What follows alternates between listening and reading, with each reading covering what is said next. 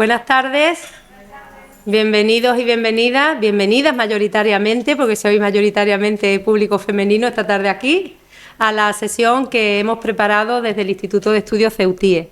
Esta actividad forma parte de las acciones que lleva a cabo la sección de Historia y Arqueología del Instituto de Estudios CEUTIE y que cada mes y medio aproximadamente, pues cuenta con una persona, con un ponente, que viene a hablarnos sobre algún tema vinculado a estas temáticas de nuestra ciudad. Hoy está con nosotros José Javier Azanza López. Él es catedrático de Historia del Arte del Departamento de Historia, Historia del Arte y Geografía de la Universidad de Navarra.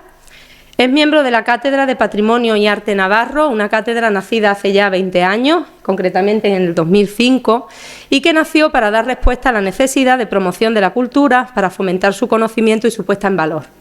Forma parte también del grupo de investigación Trivium, Teatro, Literatura y Cultura Visual de esa universidad. Imparte docencia no solamente en la Universidad de Navarra, sino también en las universidades de Las Palmas de Gran Canaria y en la Universidad de Piura, en el Perú.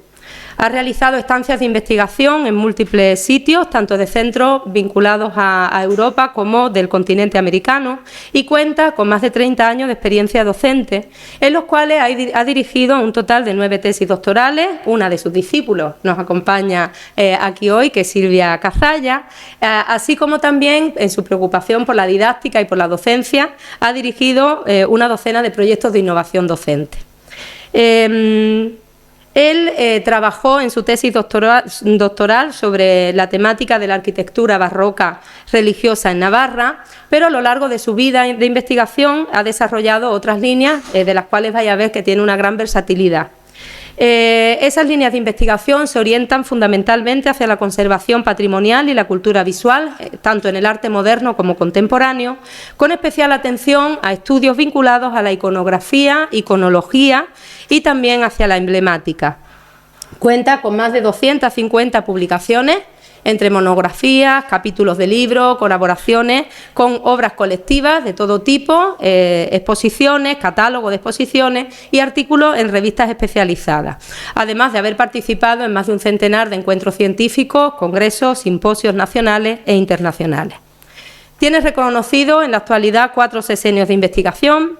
En relación a las publicaciones, quiero destacar algunas que han salido a la luz escasamente ahora, en el año 2025, y que pueden dar fe de esa versatilidad en el campo de la investigación que tiene Javier.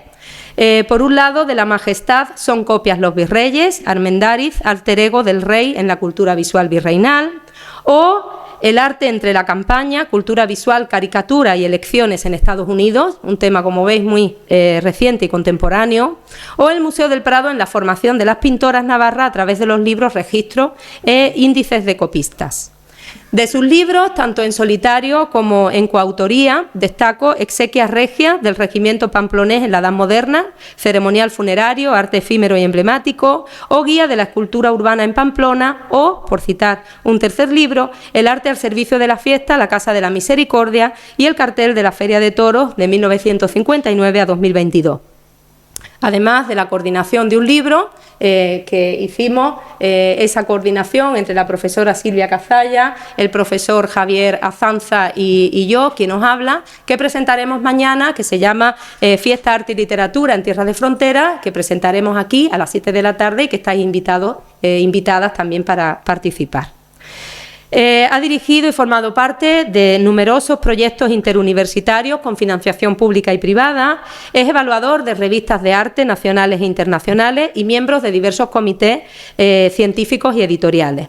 Vicepresidente de la Sociedad Española de Emblemática, vocal del Comité Español de Historia del Arte y del Consejo Navarro de Cultura y Arte, es presidente de la Comisión de Patrimonio.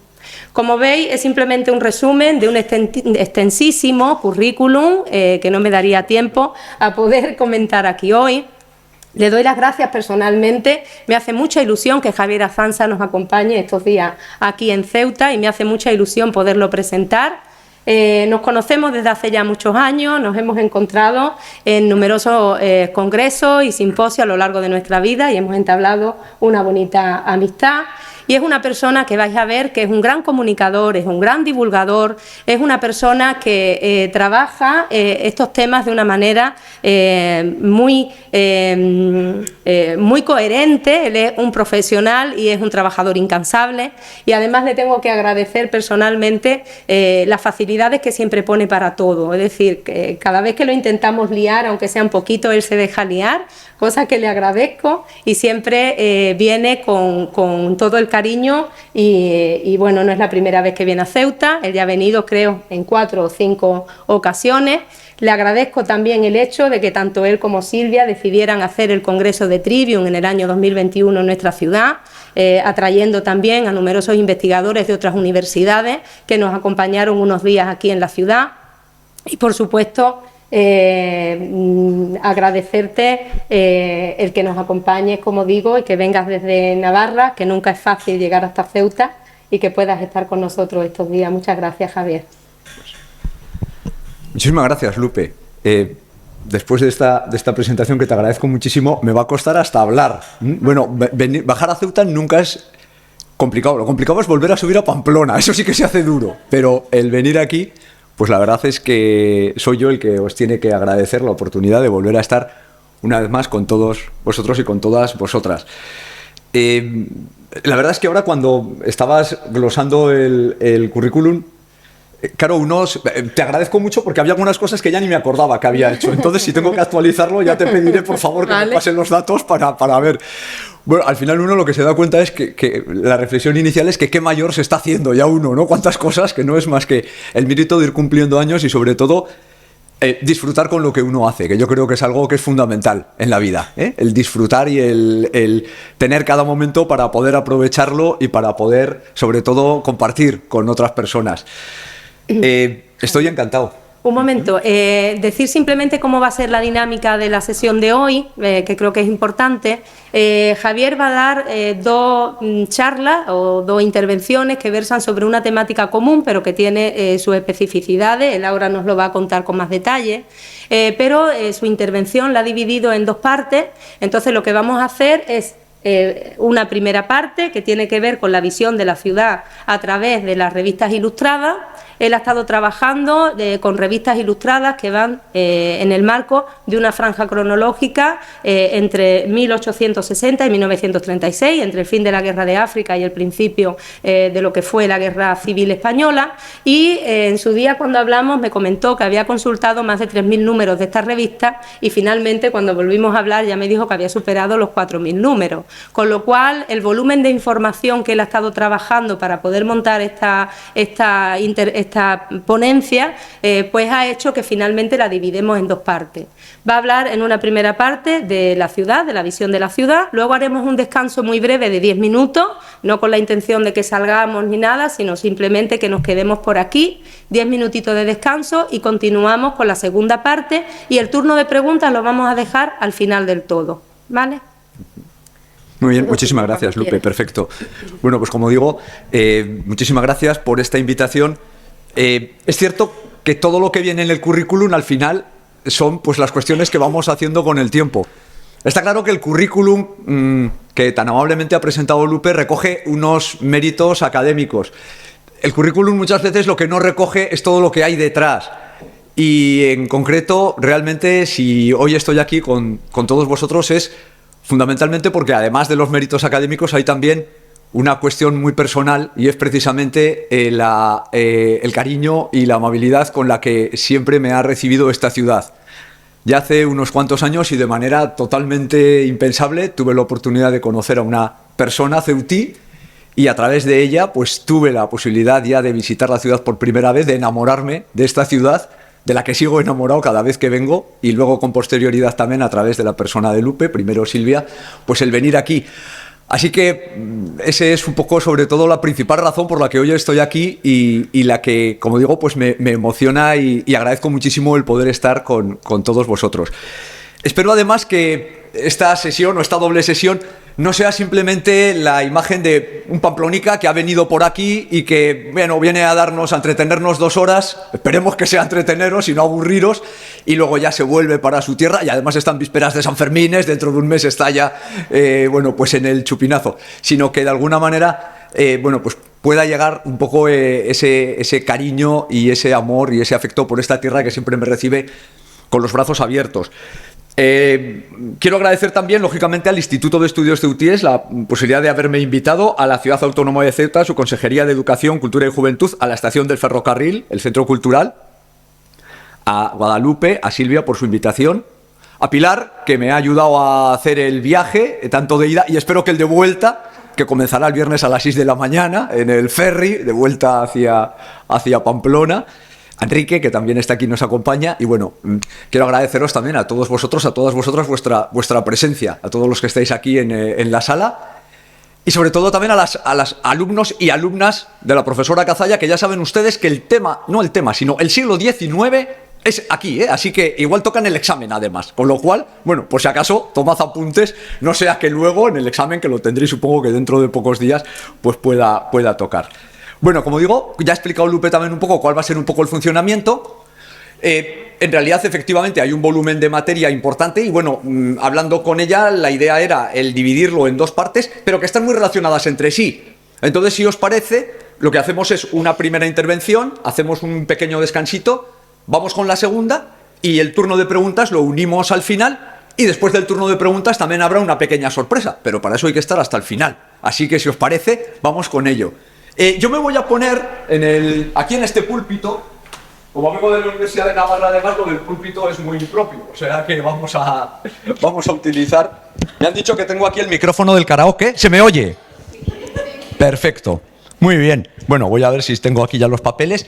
Bien, por lo tanto, si os parece, vamos a empezar con esta. En realidad, lo que vengo yo a hacer aquí es hablaros de vuestra ciudad.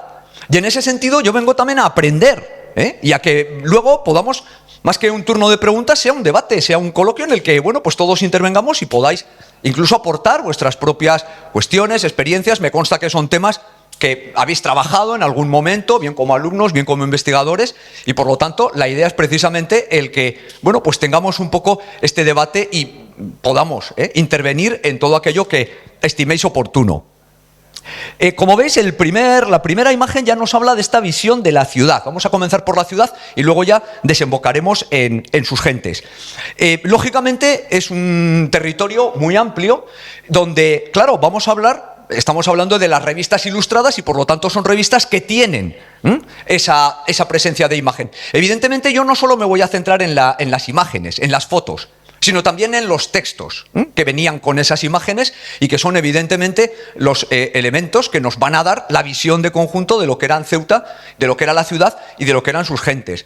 He cogido directamente las imágenes de las propias revistas ilustradas, por eso os pido disculpas ya de entrada un poco por la calidad de las imágenes, porque evidentemente, salvo algún caso concreto en el que sí que he podido recuperar, digamos, la imagen del fotógrafo en mejor calidad, en el resto lo que van a salir son las fotografías que aparecían en esas revistas ilustradas, y donde vamos a ver una serie de fotógrafos sumamente conocidos por los investigadores de la ciudad y que han trabajado sobre ellos, como Gonzalo Casas, de Barcelona, que alcanza gran prestigio por retratos, grupos.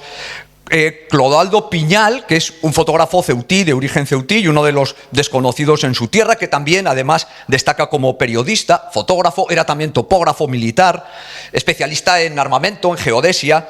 Bartolomé Ros, que estuvo centrado sobre todo su obra fotográfica en Ceuta, en la zona norte de Marruecos. José Calatayud, Luis Arbona, el fotógrafo Rubio. Hay toda una serie de estudios fotográficos que sobre todo se van abriendo en la década de los años 20. Y esto, mirad, ya nos da una primera referencia. Y es que estamos hablando que en esos años de 1920, Ceuta es una ciudad que económicamente tiene una presencia económica, porque hay 2 elementos básicamente que nos hablan de una prosperidad económica en las ciudades. Y es que se abren bancos y que se abren estudios fotográficos.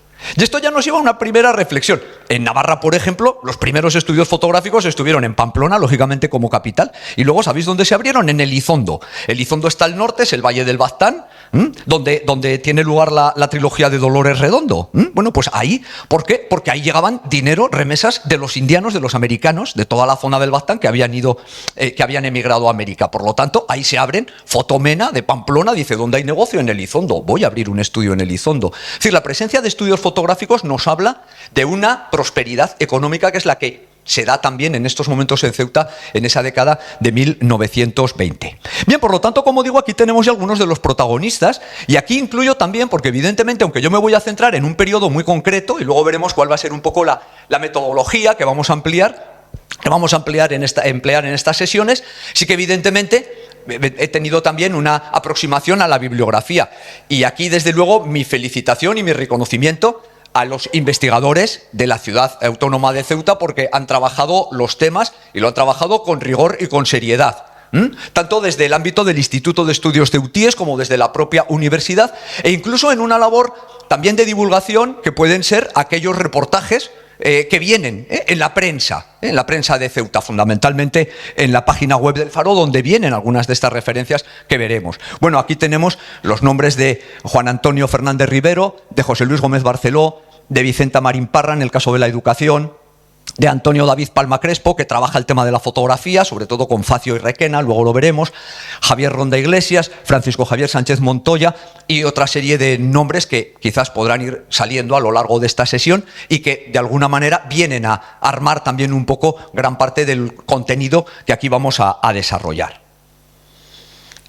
Para esta investigación, como ya comentaba antes Lupe, han sido miles de noticias que han obligado a un esfuerzo importante de selección, de sistematización y de síntesis, y es fundamental una herramienta que es la hemeroteca digital de la Biblioteca Nacional de España, donde, como veremos, se pueden consultar y se pueden descargar todos los contenidos de lo que aquí vamos a poder ver. Bueno, pues con esta introducción, yo lo que os voy a proponer es una historia ficticia. No es real, pero podía haber sido perfectamente una historia que pudo ser real. Os voy a presentar a este matrimonio. Este es un matrimonio con hijas en el salón comedor del domicilio familiar de Pamplona. Esta es una foto de hablábamos antes de los fotógrafos, Fotomena, Fotogalle, son algunos de los primeros estudios fotográficos de Pamplona.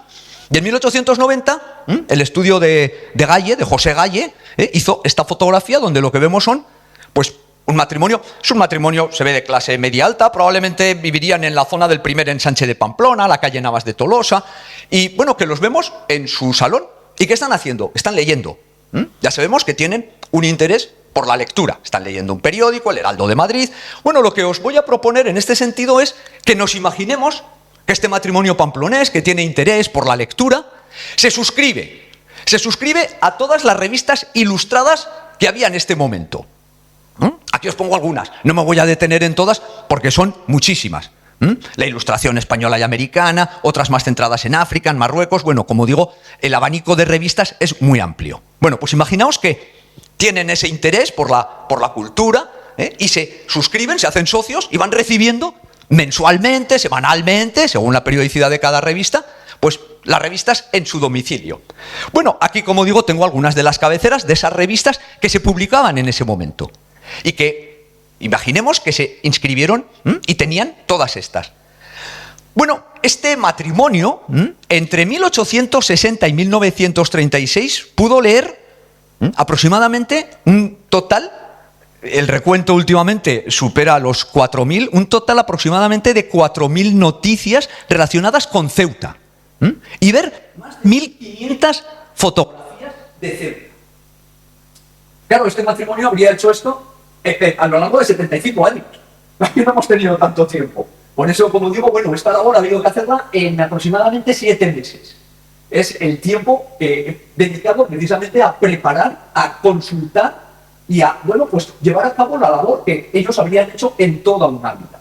Por eso, como os decía, evidentemente este trabajo ha obligado a una labor, primero, de selección. Hay que seleccionar un poco, porque todas evidentemente no caben. Luego de sistematización. Es importante, vale, ya tengo la selección, pero tengo que armar un discurso, un relato, un argumento. que esto iré, que no sea simplemente ir poniendo una foto detrás de otra, es decir, darle una estructura, un contenido. Y luego, por otra parte, además de la selección, de la sistematización, como digo, la triple S, la síntesis. La síntesis es, bien, ya tengo la selección, ya tengo el armazón, el esqueleto, ¿verdad? Pero ahora esto tiene que caber en 2 horas, porque si no la gente se me va, y yo también me iría, además, lógicamente. Con lo cual, bueno, esto es lo que vamos a procurar hacer a lo largo de este tiempo. Bueno, pues este matrimonio suscrito a este conjunto de revistas, primero, ¿qué imagen pudo recibir de la ciudad?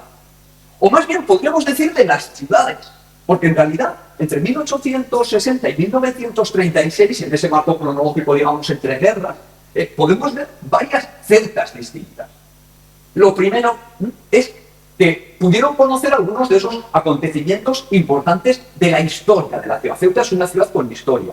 Hay varios. Yo me voy a detener rápidamente en 3 de ellos. El primero, a partir de esta imagen, que es uno de estos planos sumamente conocidos, se publica, iréis viendo en la parte de abajo el título de la revista y el día, el mes y el año en el que se publicó. En este caso es una obra de un artista desconocido, es este plano, este grabado, que nos habla de la ciudad de Ceuta en torno a 1600. En este grabado lo que se incluye además aquí es una referencia a la puerta por la cual la flota portuguesa pues llegó en el momento de la conquista en 1415. En ese periodo, en el contexto de la reconquista, el Acuestado de Ceuta, que se llama, en el que Juan I de Portugal, por distintas razones evidentemente de tipo religioso, pero también de tipo político, de tipo comercial, económico, bueno, pues va a llevar a cabo, en el marco de esa reconquista, precisamente esta toma de Ceuta. En ese mes de agosto de 1615, esa flota portuguesa, además de 220 barcos, que desembarca y conquista rápidamente la ciudad norteafricana, aprovechando que también entraban dentro los defensores. Bueno, pues esta es una referencia a la historia de Ceuta, que ya veis que es una fecha ya de 1929 cuando se publica, pero es una de las primeras referencias desde un punto de vista de la historia de Ceuta. Hay un segundo episodio, en este caso, que es también otra ilustración que aparece en una revista y que aquí ya nos lleva al siglo siguiente. Y en concreto a lo que es el socorro. A lo largo del siglo XVI hay distintos socorros, distintos asedios y, bueno, pues lógicamente también las tropas ahora ya, o las flotas, los navíos, las escuadras, ya sabéis que ahora también es España, es territorio español, pues lógicamente con Felipe II se va a defender. Y en este caso estamos hablando de 1578, en concreto lo que es el socorro de Tánger y Ceuta, con una flota venida desde Cádiz y que, bueno, está al mando, y además don Álvaro Bazán, que es Bazán y Guzmán, él es granadino de nacimiento, pero proviene precisamente de una zona de Navarra que es el Baztán. Su familia era oriunda de ese Baztán que hemos hablado antes. Bueno, pues aquí, en ese año de 1578, se produce ese socorro de la ciudad de Ceuta, que en estos momentos ha sido asediada por el sultán de Marruecos, Moulay Ahmed, y aquí tenemos esta imagen de una revista que viene a reproducir, aquí lo tenemos también en la izquierda, uno de los frescos que se encuentra precisamente en la ciudad, o la localidad del Viso, en Ciudad Real, que es donde don Álvaro de Bazán se hace construir un palacio y donde decora todo el patio precisamente con sus grandes hazañas militares y sobre todo sus grandes hazañas náuticas. Y una de ellas es ese socorro de Ceuta, y aquí tenemos precisamente la imagen de la izquierda, que es la que da origen a lo que es el grabado de la derecha. Y un tercer episodio histórico de Ceuta, que en este caso se centra en lo que es el sitio de Ceuta. Ese sitio de Ceuta, que es también llamado el sitio de los 33 años, fijaos, hasta estos momentos, digamos, el sitio, el asedio mayor de una ciudad había sido en Candía, que había durado 21 años, y este va a durar 33 años, comenzó en 1694, finaliza en 1727, por parte de un sultán, el sultán Moulay Ismail, que, bueno, pues va a tener asediada la ciudad hasta que fallece. Una vez que fallece, sus hijos ya entran en distintos debates entre ellos y por lo tanto ya se retira el asedio. Y es como la ciudad evidentemente resistió heroicamente durante esas 3 décadas, más de 3 décadas, precisamente lo que es el asedio de la ciudad. Son 3 episodios históricos que recogen las revistas ilustradas y que ya permiten una primera aproximación a lo que es la historia de la ciudad de Ceuta. A partir de aquí, y ya si entramos en una cronología de más antiguo a más moderno, os decía antes que podemos ver un poco como la presencia de varias Ceutas en este periodo. Y hay una primera Ceuta, pudiéramos decir que es segunda mitad del siglo XIX y primera década del siglo XX, hasta 1915 aproximadamente, en la que sobre todo Ceuta viene definida por dos aspectos. Es ciudad-presidio y es ciudad militar. Son los dos elementos que dominan cuando las revistas ilustradas hablan de Ceuta, es decir, ese matrimonio pamplonés. Hasta ese momento, sobre todo, lo que conoció de Ceuta eran estas dos realidades. La primera de ellas, como os digo, la de ciudad-presidio. A veces simplemente son imágenes generales, como las que tenemos aquí, de 1859 y 1860, son dos de las primeras, dos grabados, como veis, que simplemente dicen, tienen un pie de foto que indican que Ceuta es una ciudad-presidio. No voy a entrar aquí ahora en todo el recorrido, fue presidio, fue penal. Sí que es cierto que Ceuta como presidio, fijaos, entre la primera noticia en la Biblioteca Nacional, en la hemeroteca, que es de 1755, en el Mercurio Histórico, hasta la última, en torno ya a 1914, estamos hablando de más de 1.500 noticias, solo de Ceuta como presidio.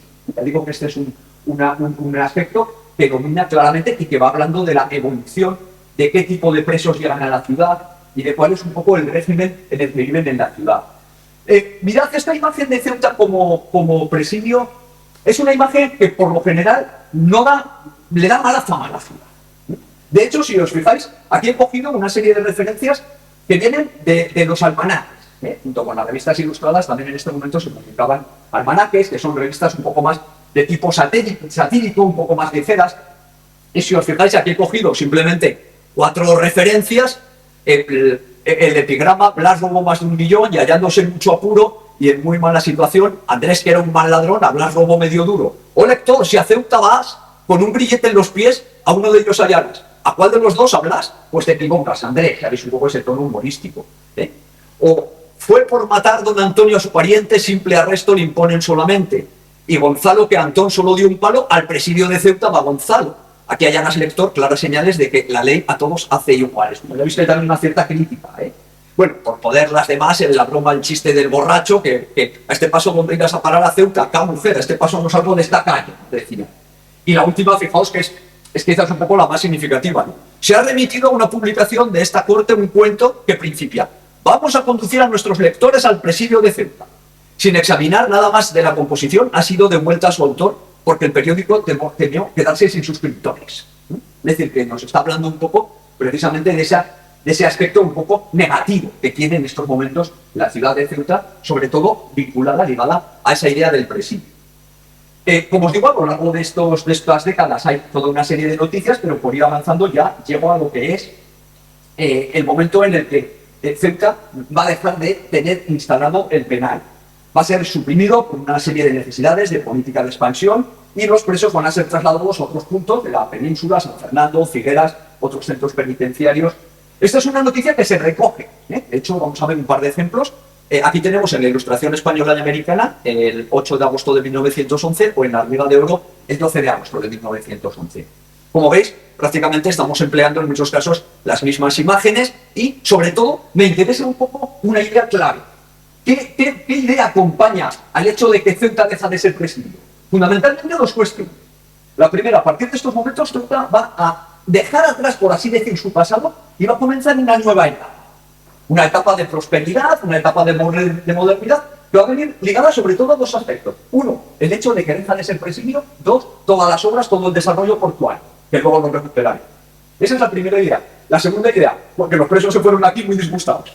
Porque lógicamente ya pone aquí, es una lástima, claro, en otros lugares de la península no van a gozar de la libertad, entre comillas, que sí que tenían aquí. Por visto, el régimen penitenciario dependería también, evidentemente, del grado de pena que tenían que cumplir, pero, lógicamente, la propia ciudad era, por así decir, el presidio, y por lo tanto, bueno, pues aquí lo vemos, ha producido un cambio radical en las costumbres de la hermosa ciudad africana y ha producido profundo disgusto en la población penal, porque ya saben que en ningún otro presidio han de gozar de la libertad que en Ceuta se les concedía. O sea que hasta los presos estaban bien aquí, estaban a gusto, estaban contentos.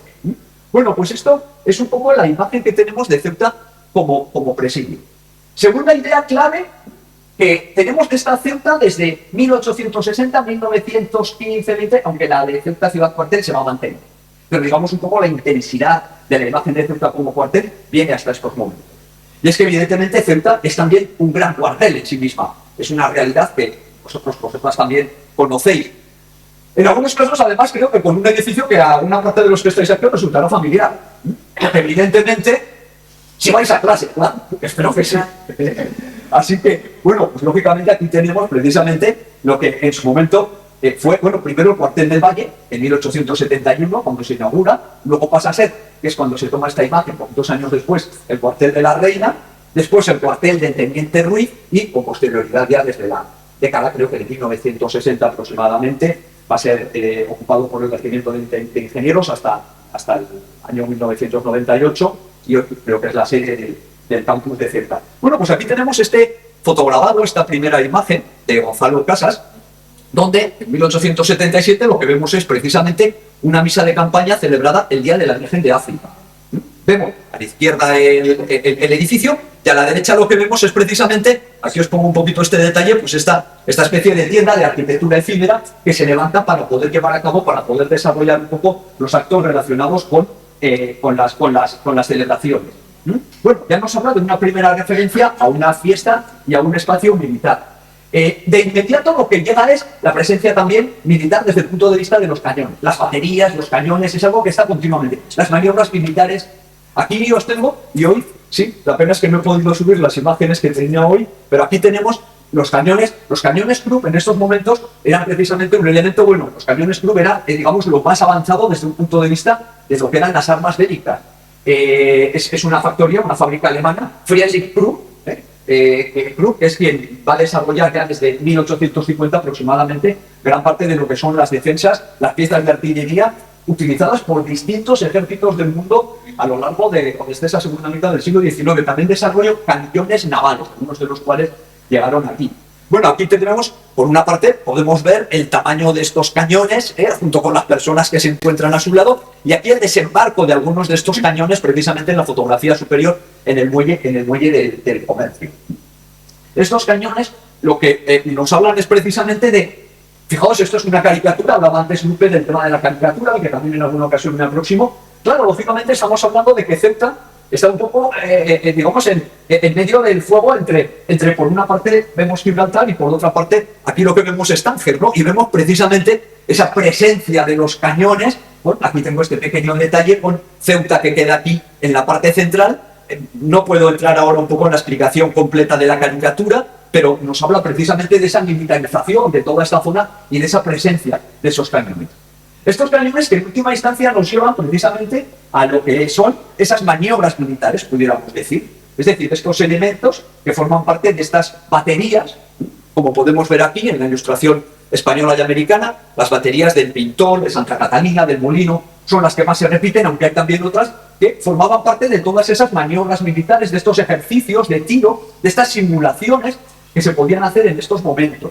Y que, bueno, pues nos dan también imagen de esa importancia y de esa entidad de Ceuta como ciudad militar. Aquí no voy a entrar mucho en los textos, pero luego si queréis, en la parte de preguntas podemos abundar más en algunas de estas ideas. Aquí tenemos precisamente cómo, bueno, pues, lógicamente se habla un poco de cómo es la batería, de cómo se encuentran y sobre todo, de alguna manera, un poco el hecho de que, bueno, Ceuta podía encontrarse tranquila ante cualquier posible incursión por la fuerza y por la presencia militar de todos estos elementos.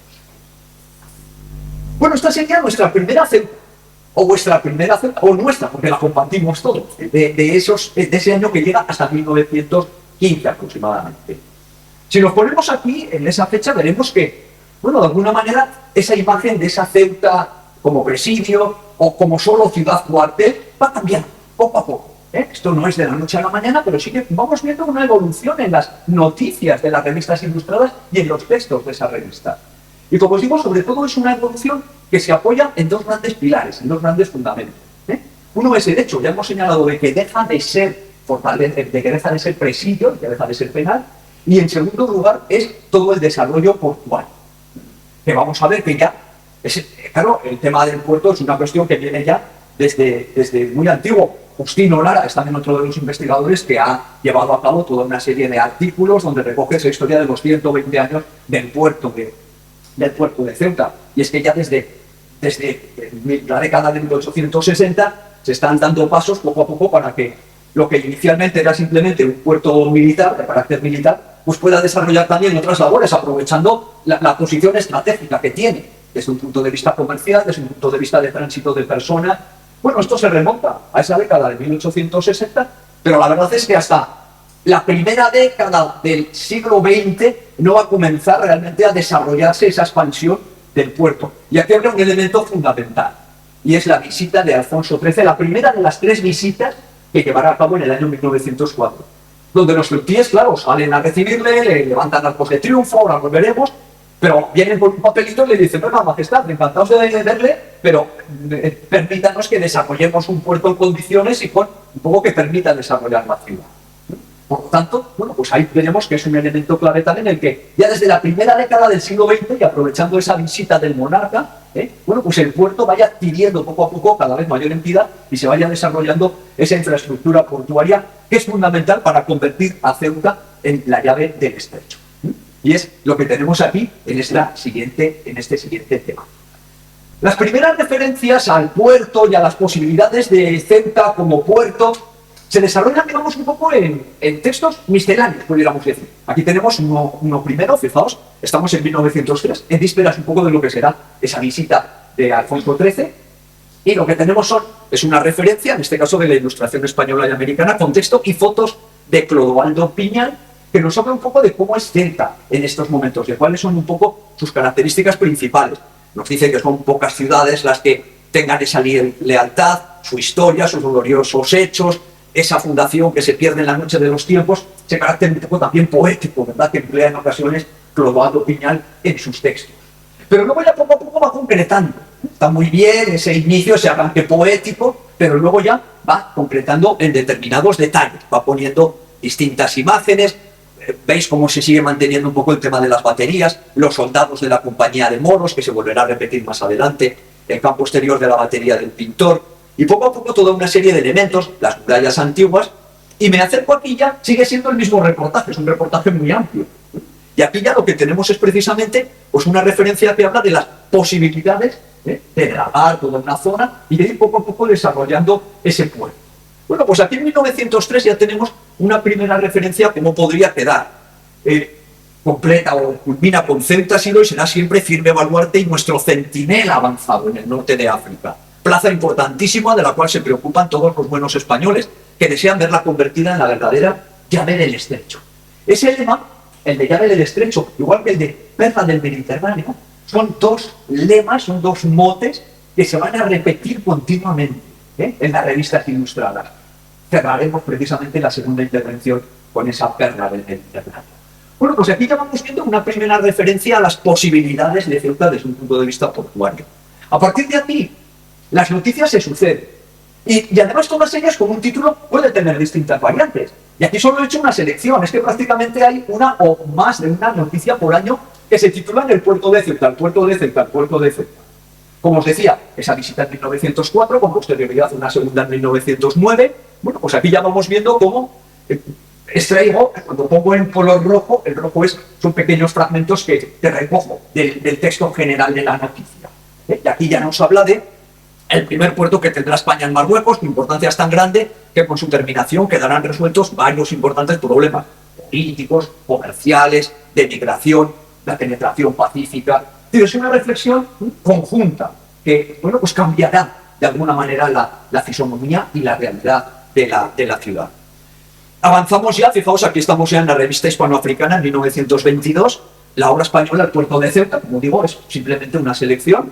Traigo algunos pequeños textitos, simplemente para que veamos, a modo de, nada, es una representación mínima de la entidad que adquiere en estos momentos esa gran obra del puerto de Ceuta.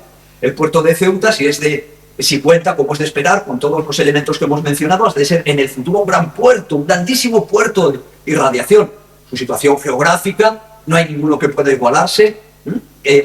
Debe tenerse presente que este último, en este caso el de Gibraltar, es solo militar y aquí evidentemente vamos a ampliar otras funciones, otras finalidades. Más adelante, seguimos todavía en la década de 1900, en la década de los 20, 1927.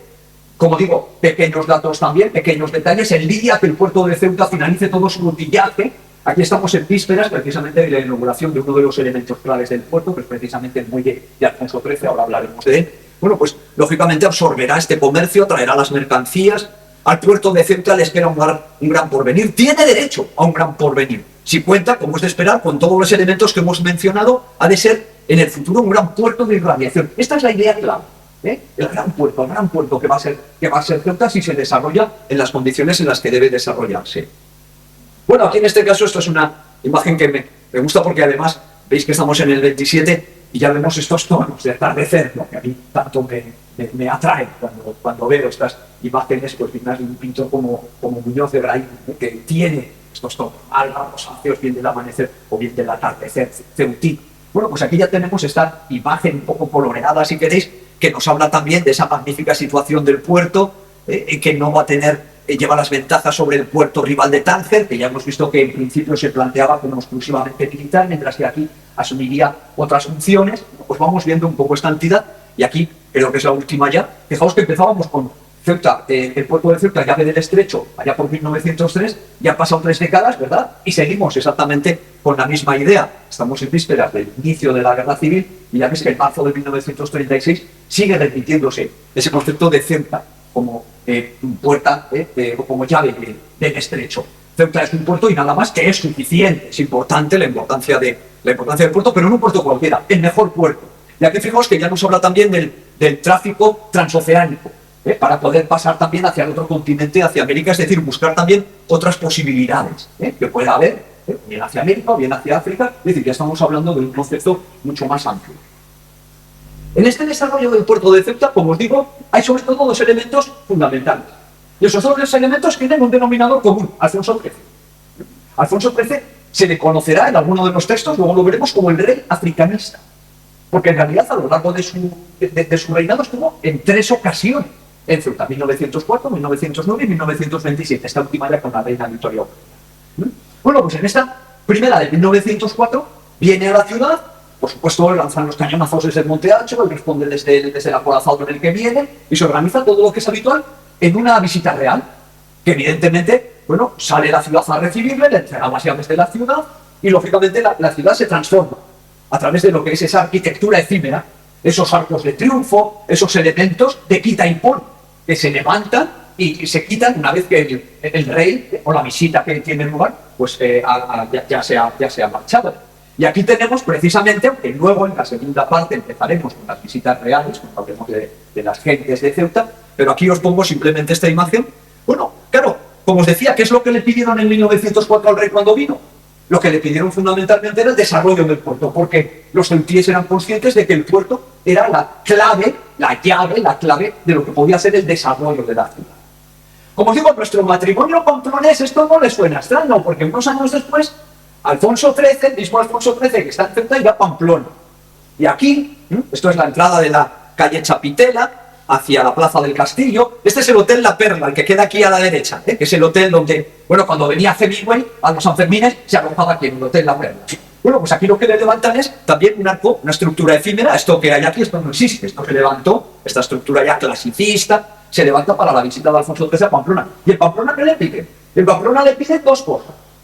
Aquí en Ceuta le pedisteis un puerto. En Pamplona, evidentemente, no necesitábamos un puerto. ¿Qué necesitábamos en Pamplona? Primero, aranceles comerciales. Era como el Trump de la época, Alfonso XIII. Allá llegaba y, bueno, denos dentro de nuestra foralidad, de nuestros vuelos, permítanos mejores ventajas comerciales. Y en segundo lugar, ¿qué le pidieron los vecinos de Pamplona? El derribo de las murallas. Pamplona era una ciudad que estaba encerrada por las murallas y que era lo que impedía su desarrollo. Pues eso es lo que le piden los pamplonitas. Déjenos usted, denos ventajas en comercio y permítanos derribar una parte de las murallas, que no de manera inmediata, pero sí 3 años después, en 1915, se derribará parte de la muralla, y eso es lo que permitirá la expansión de la ciudad, lo que conocemos como el segundo ensanche en Pamplona. Bueno, pues lógico, cuando iba el rey de visita, le amasajaban, le levantaban arcos de triunfo y le daban muy bien de comer, pero luego le pedían a cambio. Bueno, pues esa es la primera referencia de Alfonso XIII. Segunda referencia importante de Alfonso XIII aquí en Ceuta con el puerto. La inauguración, allá de su cumpleaños, haremos de su onomástica, con motivo del cumpleaños del rey, bueno, pues la inauguración del muelle de Alfonso XIII, en un reportaje en este caso de Bartolomé Ros. El muelle de Alfonso XIII es una pieza clave. Es esa estructura que, como vemos aquí, bueno, pues tiene más de medio kilómetro de largo, tiene 70 metros de ancho y tiene, bueno, pues un cálabo de 13 metros con una serie de elementos además que vinieron de Europa. Se trae piedras, se trae metal, se traen escaleras, de tal manera que, bueno, va a ser una infraestructura portuaria de primer orden, de primer nivel. Y es lo que dio ese espaldarazo definitivo precisamente también a todo lo que es el desarrollo portuario. Ojo, que seguirá desarrollándose, aunque yo aquí ya no voy a entrar porque ya supera esa fecha de 1936, pero el puerto de Ceuta sigue desarrollándose en la década de los 40, en la década de los 60 y con posterioridad.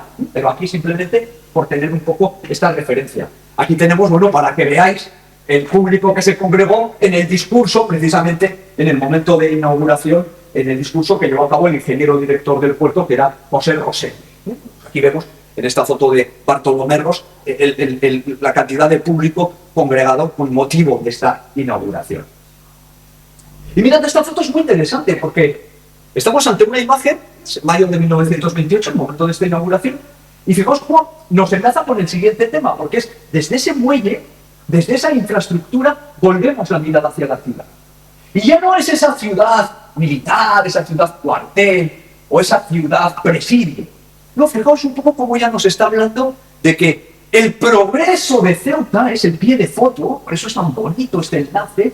El progreso de Ceuta se orienta mirando hacia el mar.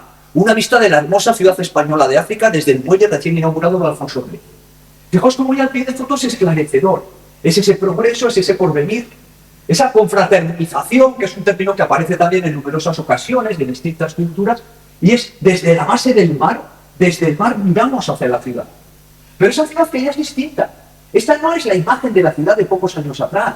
Aquí no estaríamos viendo este edificio, el Trujillo, que de alguna manera se convierte un poco en el emblema de ese nuevo progreso.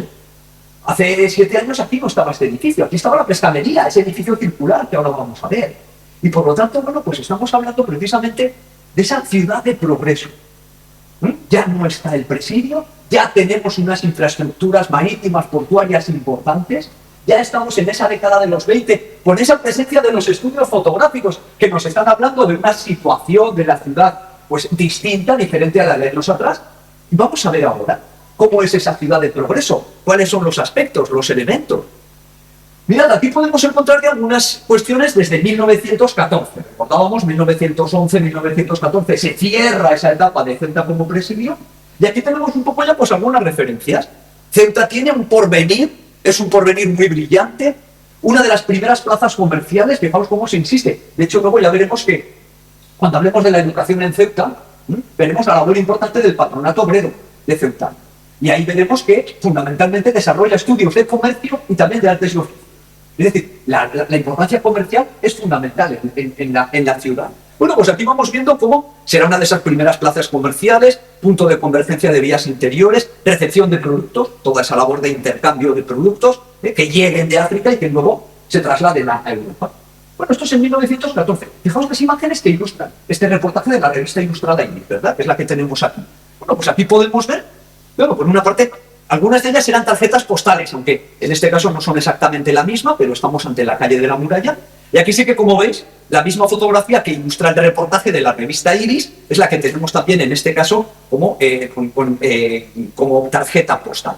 Con ese elemento circular, esa especie de rotonda renacentista, ¿verdad? Que es precisamente el edificio de la pescadería, donde se alojaba lo que era la labor precisamente de, bueno, pues de la venta del pescado. Ese concepto de porvenir, de progreso, de modernidad, que es el que se va a ir imponiendo a partir de estos momentos, de la mano precisamente de ese desarrollo portuario. Aquí ya estamos en 1927. Y aquí tengo una serie de imágenes, estas dos las vamos a ver aquí, en las escuelas de San Amaro las veremos en la segunda sesión, pero aquí tenemos ya esta primera porque esta se repite mucho. Y de alguna manera, como os decía, ese edificio, esa casa Trujillo que conocéis perfectamente, se convierte un poco en el emblema del cambio.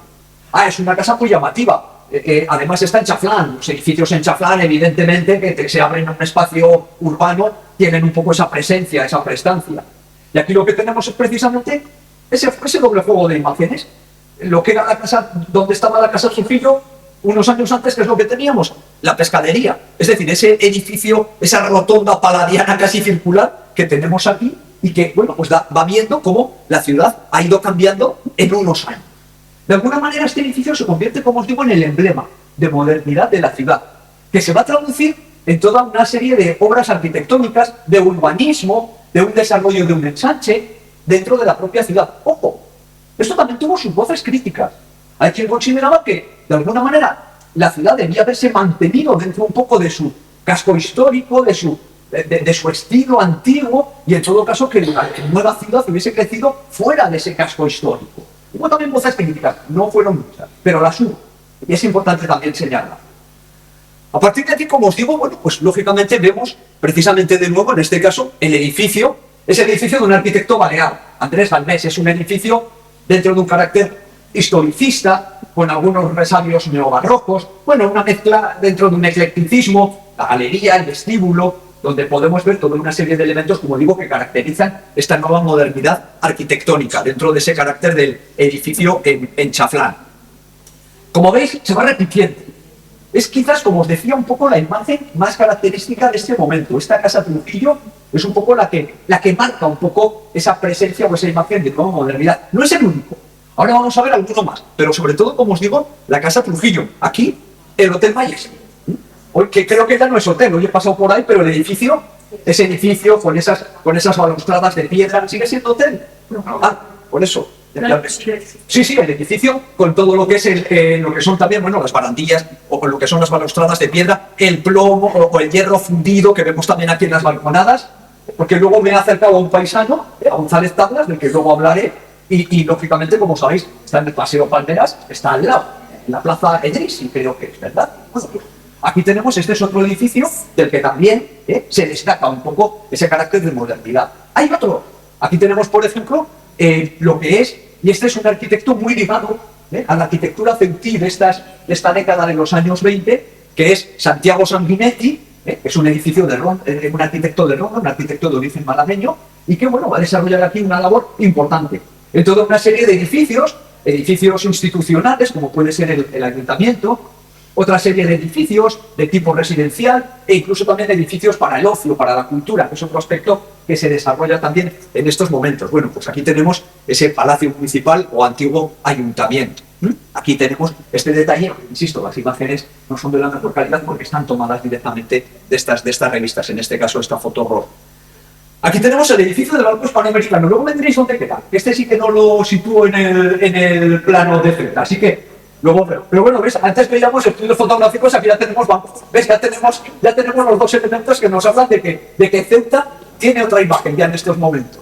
Y aquí está el edificio, igual resulta que está al lado de por donde paso, o sea que pues, no si es que uno, ya digo yo que, pero en fin. Bueno, pues aquí tenemos este edificio, en este caso también de otro arquitecto, Francisco de Paula Gómez, igual un poquito más desconocido, pero que también desarrolló una labor importante en la ciudad. Insisto, dentro de un estilo historicista, con distintos elementos, las grandes balconadas, los edificios en chaflán, la estructura en curva, en algunos casos, bueno, pues tratando de recordar otras soluciones que se pueden desarrollar en otros ámbitos peninsulares como Madrid. Bueno, pues aquí tenemos un poco toda esta parte. También otros elementos, ¿no? El Teatro del Rey, este Teatro del Rey, que en su momento fue Teatro del Rey, con posterioridad fue Teatro de la República, y luego creo que es Teatro Cervantes, ¿verdad? Este sí que lo tengo, por lo que pasa que he intentado hacer hoy de la mañana una foto, pero tiene unos árboles delante y la cosa queda un poco complicada, pero bueno, ya lo tengo situado. Así que bueno, aquí tenemos lo que es el Teatro del Rey en una noticia donde a su vez yo me pongo a hablar y me olvido de la obra, pero oye, intentando acabar ya. A su vez, si os fijáis en la noticia, aquí tenemos el Teatro del Rey y fijaos, aquí hay otra noticia también interesante, que es la farmacia y droguería La Vida.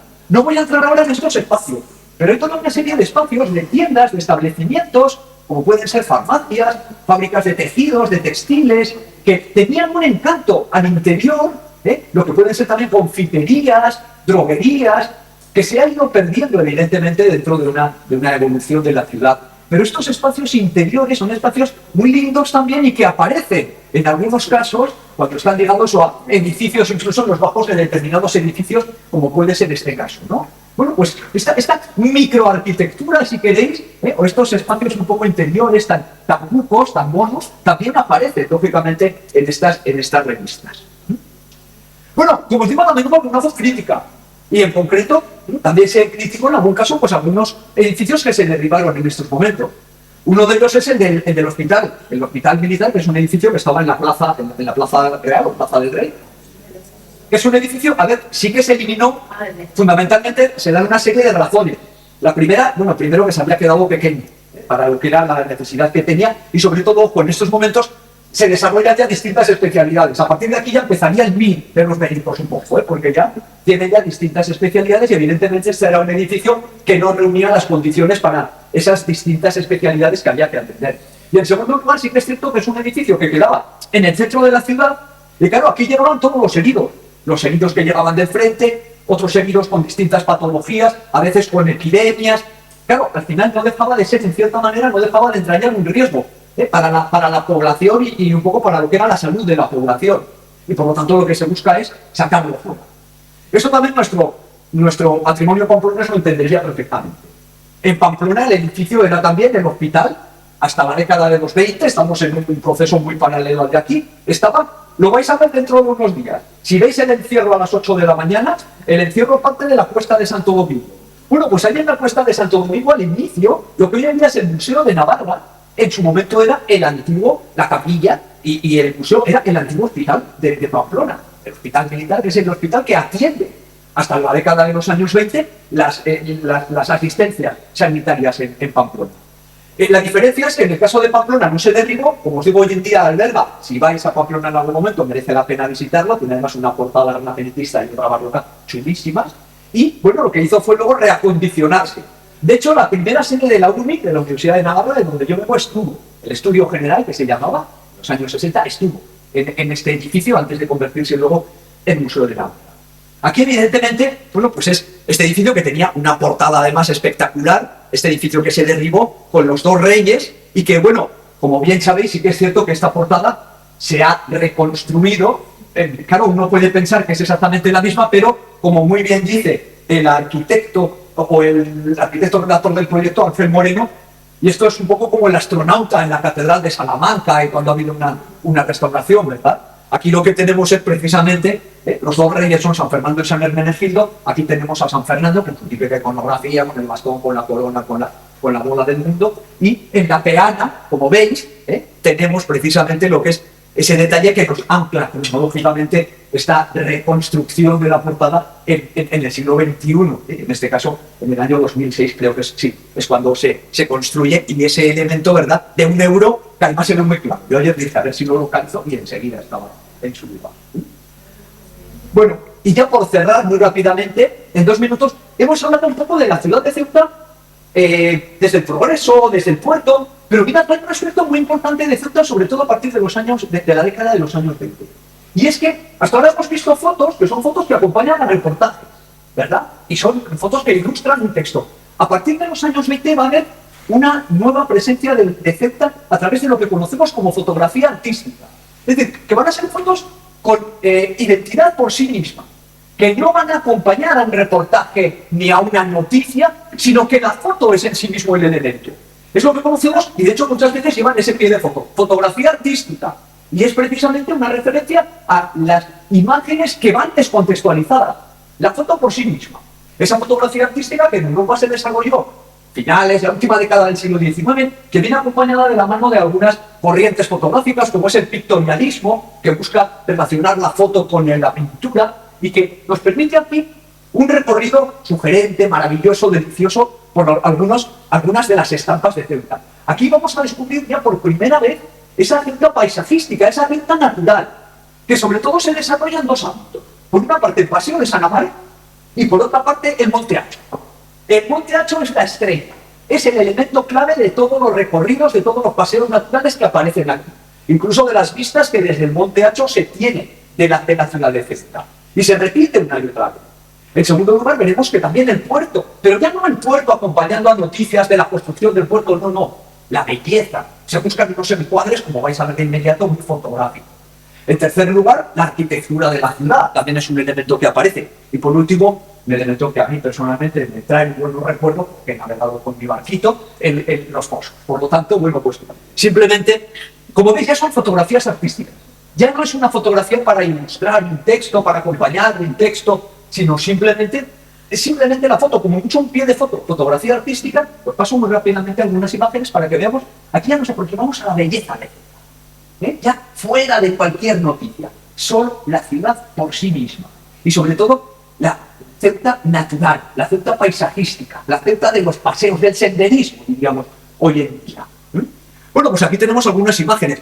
Aquí nos habla de que el Monte Acho de Ceuta, bueno, pues parece el paseo de Bender, se establece en este caso una comparación con el Mallorca, el parque más espléndido de la ciudad. O en este caso, ya vemos también esta otra foto en este contrapicado, digamos, de abajo hacia arriba, donde, bueno, pues nos habla de pinares, bueno, donde una serie de elementos que inspirarían al propio Gustave Doré, uno de esos grandes artistas del siglo XIX. Aquí ya estamos enlazando, vemos el Monte Acho, ¿verdad? Y vemos ya al fondo la ciudad, vemos el puerto.